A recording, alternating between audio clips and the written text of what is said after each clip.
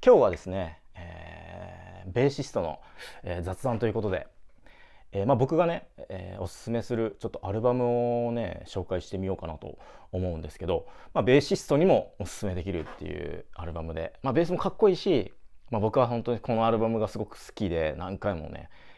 聴いたやつをちょっとね紹介しようかなと思います。なんかこうだべりながら、ベース弾きながら、その曲、そのアルバム好きな曲のベースちょっと弾きながらねやろうかなと思いますんで、ぜひのんびり、最後まで見てください。よろしく。この前、友達からね LINE が来て、渋谷のね楽器屋さんで、すげえいいベース見つけたっていう連絡があって、で、もう一回ちょっと、弾きに行くみたいなねことを言ってたんで、俺も時間あったんで俺も行くわっつって、一緒に行ってきたんですよ。でその渋谷のね、楽器屋さんで2時間ぐらいいたのかな。友達はこう「あー」とか言って言ってんですよね。いいわどうしよう」みたいな「あー」とか言ってて、で俺もその弾いたりとかして「わめっちゃいいね」とか言ってね、それを友達が聞いたりとかして「わどうしよう」とか言ってるのをもう2時間ぐらいして立ってたんですけど、店員さんとすごく話したりとかしてて、最近本当に、すごいベース始める、若い子が多いっていうね話をしてて、でも確かにお店にも、まあ渋谷なんで外人さんも多いんですよ。多分観光で来たね外人さんも楽器屋さんフラッと遊び来て、やってる人も多いんですけど、若い本当高校生とか、高校生ぐらいなのかな、高校生から、高校卒業してなんかこう20歳こうフリーターで夢持って楽器やってるような、なんかそういうような人が来てて、でなんかベース持ってね来ててね「すいません、なんかこうちょっと調子悪くて壊れたかもしれないです」みたいな感じでね、相談に来たりとかしてて、で、店員さんが「どんな感じか見てみます」とか言って、なんかこうバーンって弾いたらなんかこうブツブツブツとか言って言ってんですよね。でそしたらもうバーンってブツブツブツって言った瞬間、店員さんもこうピッて電池取ってこう電池入れ替えてドーンみたいなおお店員さんすげえなとか思ってたんですけど、単純にアクティブベースなのに電池が切れてたみたいな。でそれで、ね、そのベースのこともすごいありがとうございますみたいな感じをやってたりとか、あと一人いたのはなんかこう手を離すとザーっていうのが鳴るんですみたいな、これ手をね弦につけると消えるんですけどみたいな話をしてて、店員さんが「それはねもうそういうもんなんですよ」みたいなねことを言ってて「あそうなんですか」みたいな、弦圧って言って、ここを触るとノイズが消えるようになってるっていう、そういう仕組みになってるんです、エレキベースはみたいなこと言っててね。でもう俺も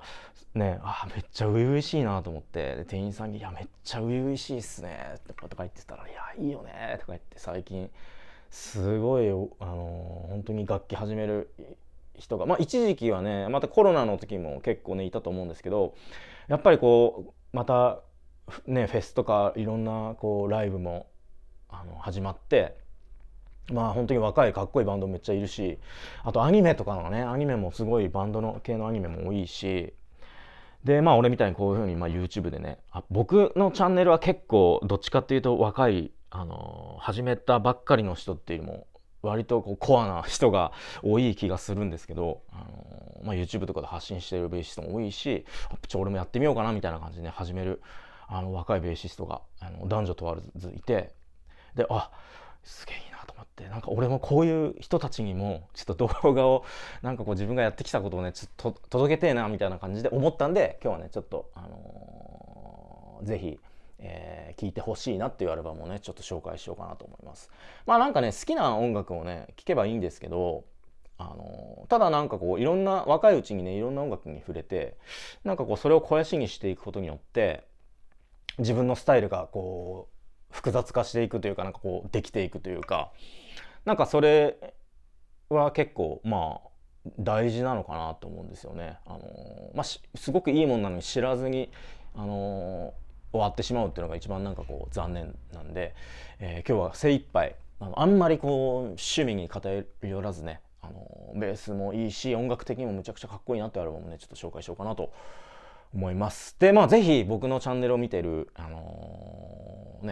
今日僕が紹介するのはきっとやっぱ長いことベースやってる人は通ってきてるアルバムっていうのがかなりもう全部聞いたことあるよっていう人もね多いと思うんで、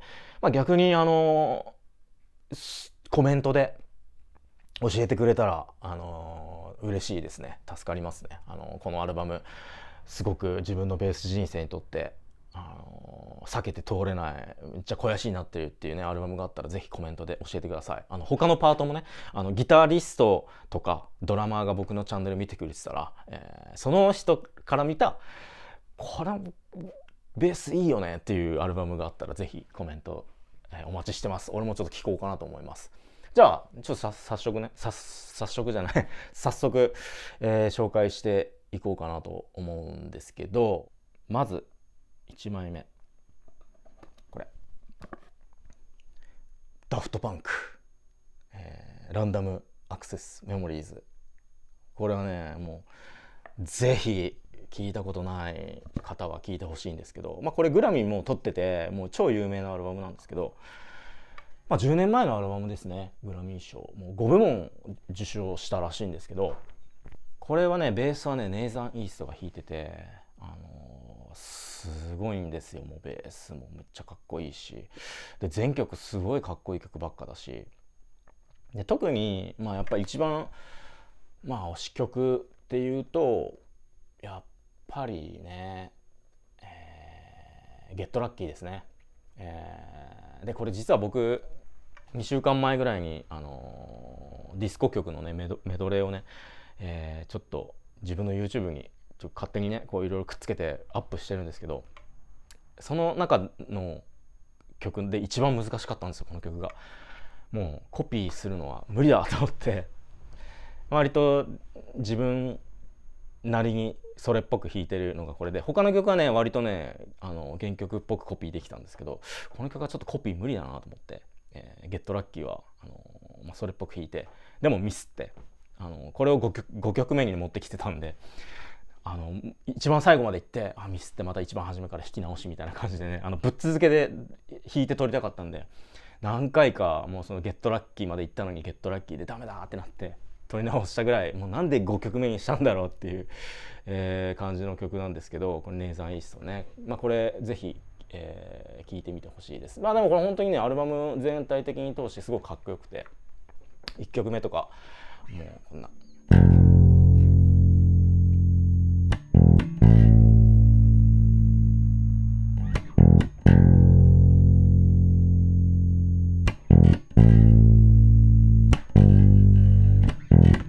ベースだけ弾いてもねちょっとわからないですけど、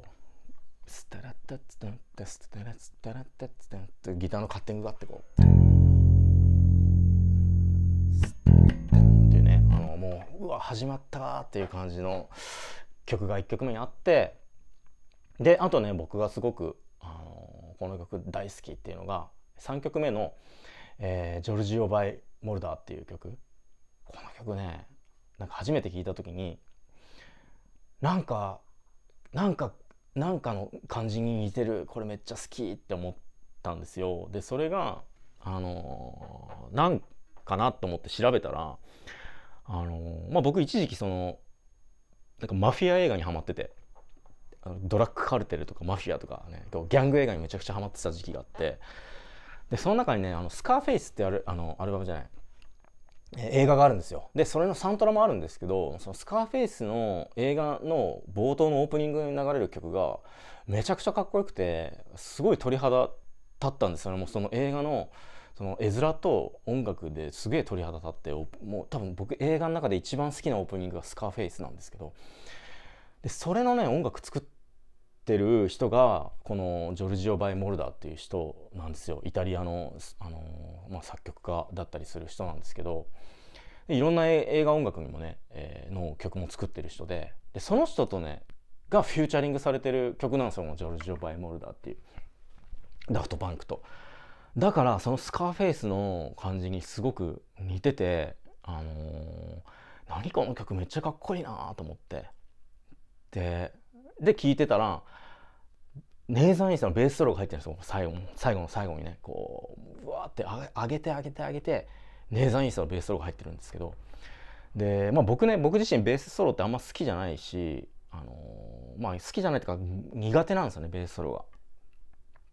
でネイザー・イーストもめちゃくちゃ上手い人なんで、なんかそのベースソロでねこうブルラーって弾くかなと思いきや、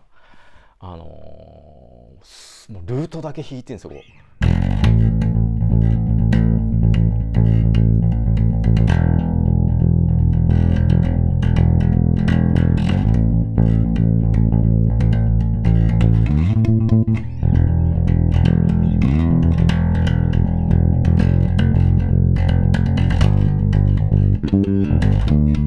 みたいな、うわーって上げてベースはもうルートだけひたすら16分で弾いてるっていう、なんかそのベースソロがむちゃくちゃかっこよくて、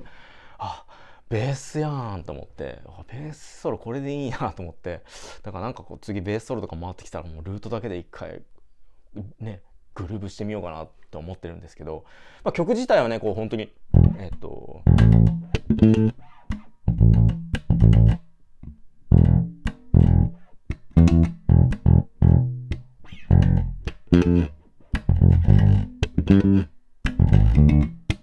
みたいな結構細かい16分の音符が詰まって、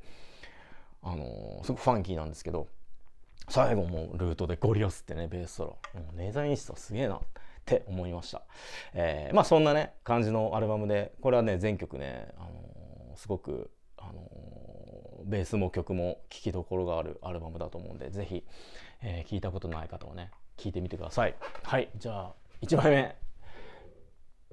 は、ダフトパンクで、2枚目ねこれですよ。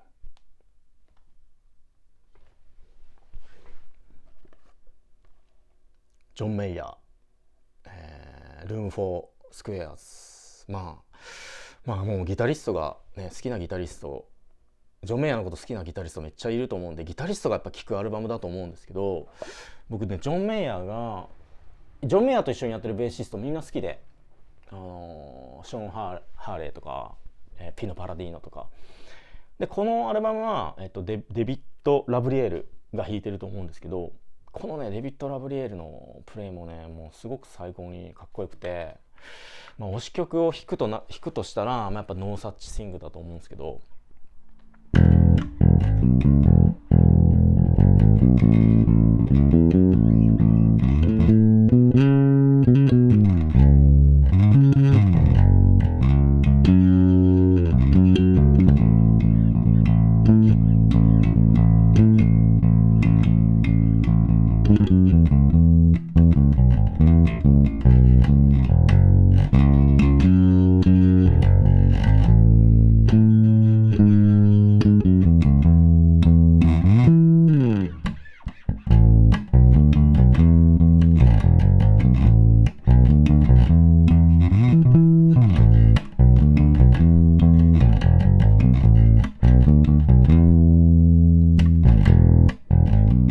結構適当なんですけど、こういう感じの今ちょっと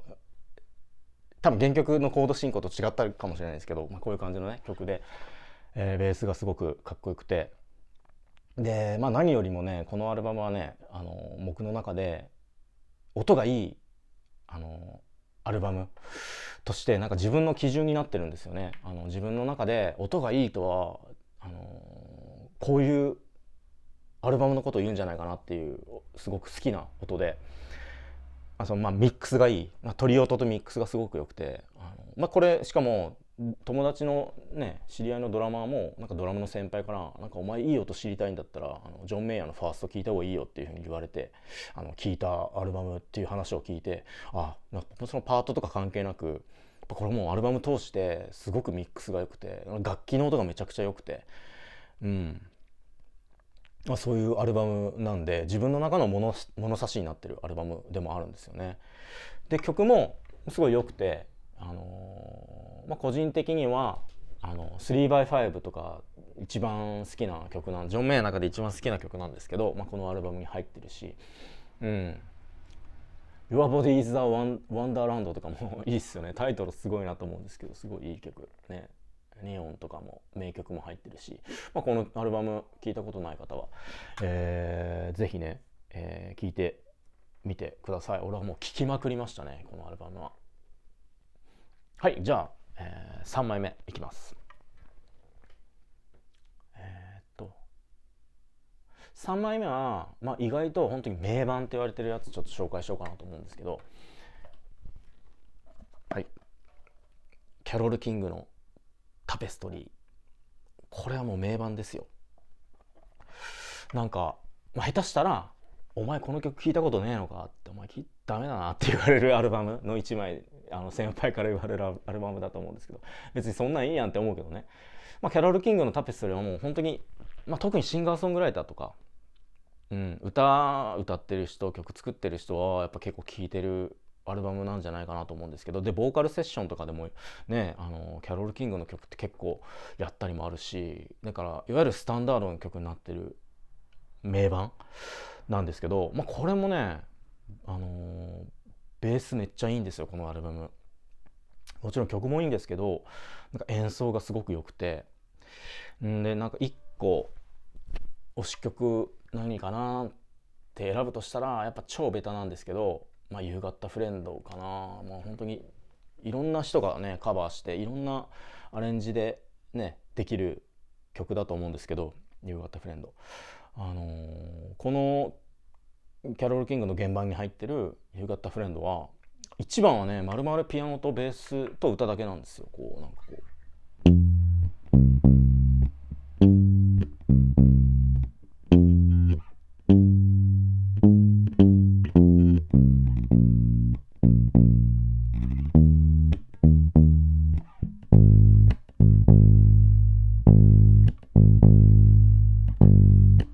みたいな、もうずっと淡々とダンツッタッダンっていう、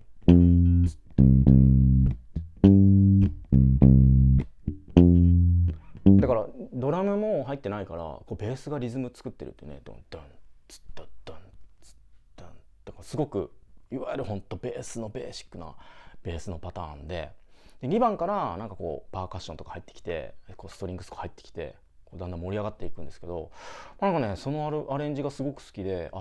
んかこうピアノとベースだけでもこんな風にね曲は成り立つんだなっていうのをね、なんか若い頃に知ったアルバムなんですけど、で最後に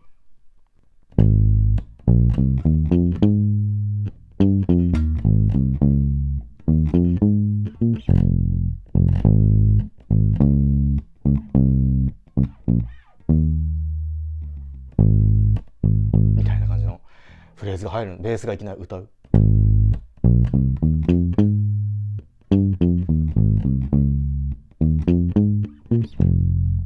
みたいな感じのフレーズが入ってて、ゾクッとしましたね。そこしかもピアノとかも抜けるんですよ。もうベースだけになるんですよね。本当にベースだけ。このアレンジがすごく好きで、もうそこ結構何回も聞いたんですけど、もうずっと淡々と淡々とダンツッタダンってベース弾いてるのに、最後にこうちょっと低音で歌うみたいなのがかっこいいなと思って、これぜひ聴いてみてください。多分原曲はコントラバスでね弾いてると思うんですけど、なんかこうベースの真髄が分かる曲、歌の真髄も分かるんですけど、で他にもねいっぱい本当に「It's Too Late」とかもね、Will You、ね、Love Me Tomorrow とかも超有名な曲で、結構ずっと後世にもね受け継がれていくようなスタンダードの曲なのかなと思う曲がたくさん入ってるアルバムなんで、タペストリー、つづれ織り、日本語では邦楽のタイトルではつづれ織りなんですけどね。これが、3枚目、じゃあ4枚目いきます。これはね4枚目、ジミー・スミスのルートダウン。これはめちゃくちゃかっこいいんですよ、演奏が。これはね、ジミー・スミスってこうオルガン、ね、ジャズのオルガンのプレイヤーなんですけど、このルートダウンは結構もうファンクで、もろファンク、すごくしかも泥臭いファンクやってて、もうライブのねライブアルバムなんですけど、しかも曲数も少ないですね。1234567曲。これにもうバンドの演奏のかっこよさがめちゃくちゃ詰まってるっていうか、おすすめはやっぱルートダウンかな。こう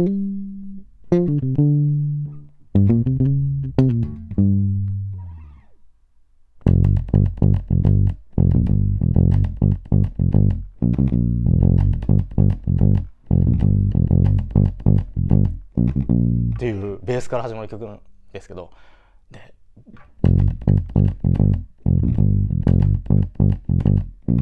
ドツッとパンってドラム入ってきてうおーってなる。で、ルートダウン聴いてみてください。これ超かっこいいんで、1曲目にねこれ聴いたら他の曲も全部聴きたくなる、かもしれませんね。でこれベースはウェルトン・フェルダーっていうサックスプレイヤーでもあるし、ベースも弾ける人っていう、すげえベースめっちゃうまいんですよ。めっちゃかっこよくて、ウェルトン・フェルダーすげえなと思ったんですけど、有名、ウェルトン・フェルダーが弾いてて有名なのはこの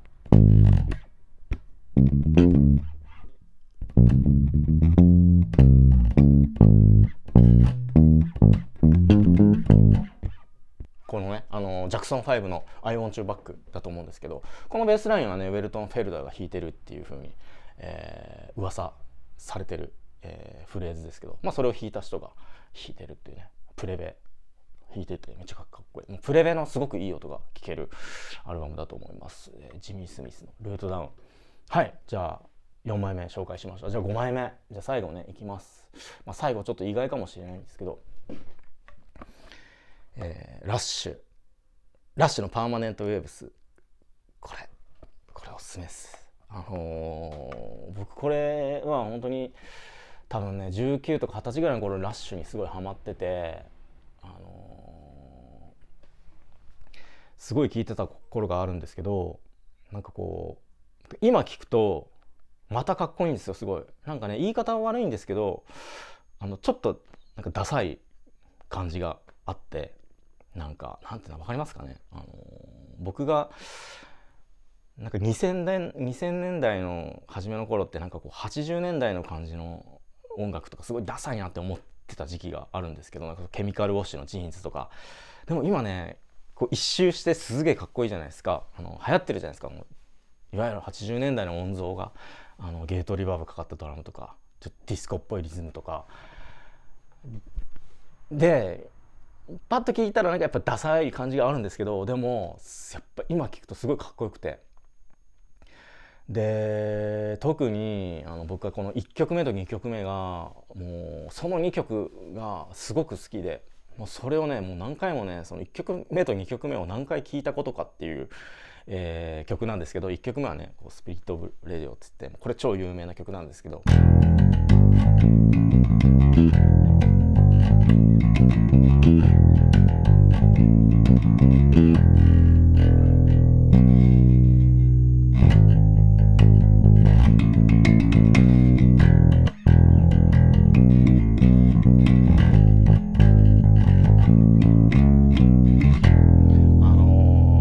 すげえかっこいいんですよ。なんかちょっとダサいんですけど、ギターの音色とかね、もうすごいギター大好きだし、あとニール・パートのドラムめっちゃかっこいいし、でデーデデデデデデデデデデみたいなちょっとあって、みたいな感じで終わって、でティンテンテンテンテンテンテンテンテンテンテンテンテンテンテンテンテンっ